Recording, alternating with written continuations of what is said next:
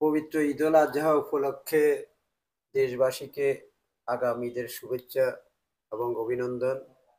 আমরা আশা করব অন্তর্বর্তীকালীন সরকারের যারা দায়িত্বপ্রাপ্ত উপদেষ্টা এবং সংশ্লিষ্ট পুলিশ প্রশাসনের লোক নেতৃবৃন্দ তাদের দৃষ্টি আকর্ষণ করব প্রতিবারের ন্যায় যাতে এবার পরিবহন সেক্টরে অতিরিক্ত ভাড়া আদায় না করা হয়।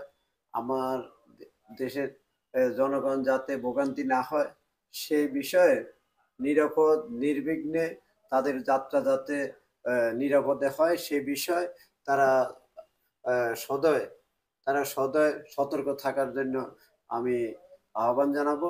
কারণ আমরা দেখেছি বিগত ফ্যাসিস্ট সরকারের শাসন আমলে সকল সেক্টরে নৌ পরিবহন থেকে শুরু করে নৌ সেক্টর এবং বিশেষ করে পরিবহন সেক্টর থেকে শুরু করে বিভিন্ন সেক্টরে বিভিন্ন চাঁদাবাজি এবং বিভিন্নভাবে তাদের হয়রানির কারণে অনেকে কিন্তু বাসা বাড়িতে তারা নিরাপদে যাত্রা করতে পারে নাই এবং অতিরিক্ত বাড়ার কারণে বিভিন্ন পরিবহন সেক্টর বা কালোবাজারিরা সিন্ডিকেটের মাধ্যমে তারা টিকিটের দাম অতিরিক্ত বাড়িয়ে দেয়। এই জন্য তাদের যাত্রীদের ভোগান্তি হয়। সে বিষয়ে আমি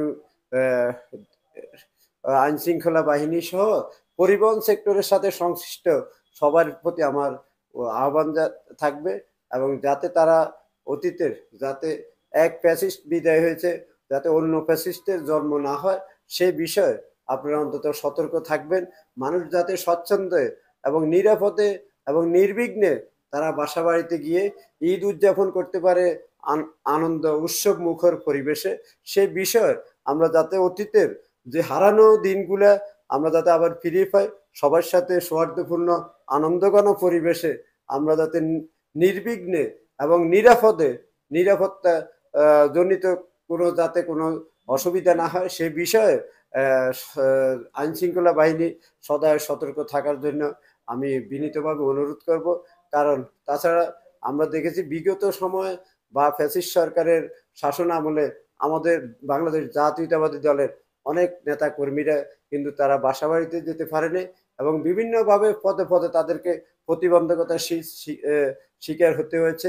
বিভিন্নভাবে তারা গ্রেপ্তারকে এড়ানোর জন্য হয়তো বিভিন্নভাবে তারা বিভিন্ন হয়তো এলাকা না গিয়ে তারা বাসা বাড়ি বা বিভিন্ন জায়গায় অবস্থান করেছে।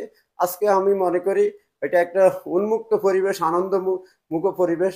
বছরের দুইবার মুসলমানদের জন্য ঈদ আসে, সেই ঈদটা হওয়া উচিত উৎসব মুখর পরিবেশে।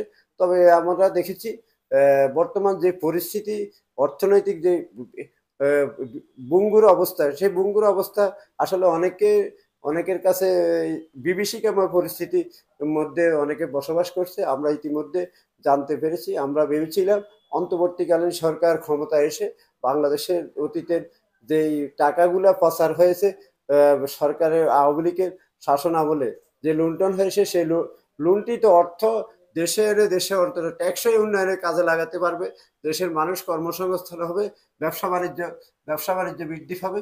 কিন্তু আমরা সে আশারূপ কোনো আমরা ফলপ্রসূ বা আমাদের আশান্বিত হইনি। আমরা এখন এই বিষয়ে আসলে উদ্বেগ উৎকণ্ঠা বাংলাদেশের জনগণ বসবাস করছে এবং উদ্বেগ উৎকণ্ঠা তারা দিনাতিপাত যাপন করছে।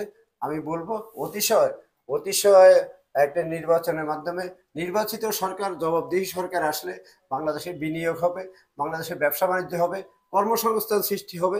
তাছাড়া আমরা দেখেছি ও মানে অন্তর্বর্তীকালীন সরকার এটা কোনো দায়বদ্ধতা নেই বলে বিদেশিরা বিনিয়োগ করতে তারা ভয় পাচ্ছে এবং বাংলাদেশে কর্মসংস্থান সৃষ্টি হওয়া তো দূরের কথা, আরো কর্মহীন হয়ে পড়ছে দিন দিন। মানুষের অবস্থা খুবই খারাপ অবস্থা। অতএব আর তাল বাহানা না করে আমি মনে করব একটি অবাধ সুষ্ঠু গ্রহণযোগ্য নির্বাচন বিএনপির তো শুধু আজকে নির্বাচনের দাবি করে না, নির্বাচন কিন্তু 16-17 বছর কিন্তু তারা রাজপথে আওয়ামী লীগ সরকার যখন বিনা ভোটে তারা রাষ্ট্রীয় ক্ষমতা দখল করেছিল, তার তখন থেকে 2008 থেকে শুরু করছে তারা অবাধ সুষ্ঠু গ্রহণযোগ্য নির্বাচনের দাবিতে রাজপথের বিভিন্নভাবে আন্দোলন সংগ্রাম এবং তারা তাদের জীবন বাজি রেখে আজকে এই পর্যায়ে এসছে, অর্থাৎ 5 আগস্টের সৃষ্টি হয়েছে।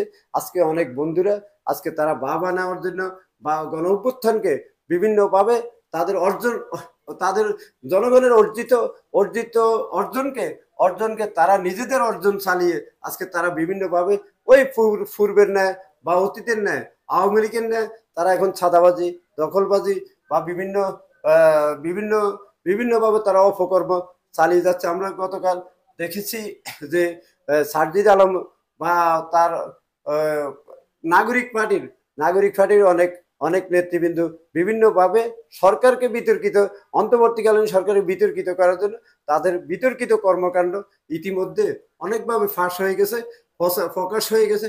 অতএব আমরা বলবো আর তাল বাহানা না করে এই শিশু শিশু উপদেষ্টাদেরকে সে উপদেষ্টা পরিষদ থেকে সরিয়ে দিয়ে একটি গ্রহণযোগ্য এবং দায়িত্বশীল উপদেষ্টা মন্ডলী প্রয়োজনে পুনর্গঠন করে দ্রুত সময় আবার সুষ্ঠু গ্রহণযোগ্য নির্বাচনের রোডম্যাপ ঘোষণা করাই হচ্ছে এখন সময়ের দাবি।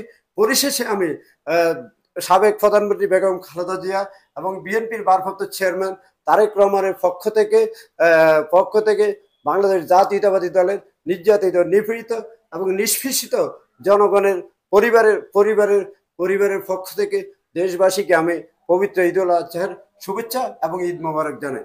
সবাইকে ধন্যবাদ।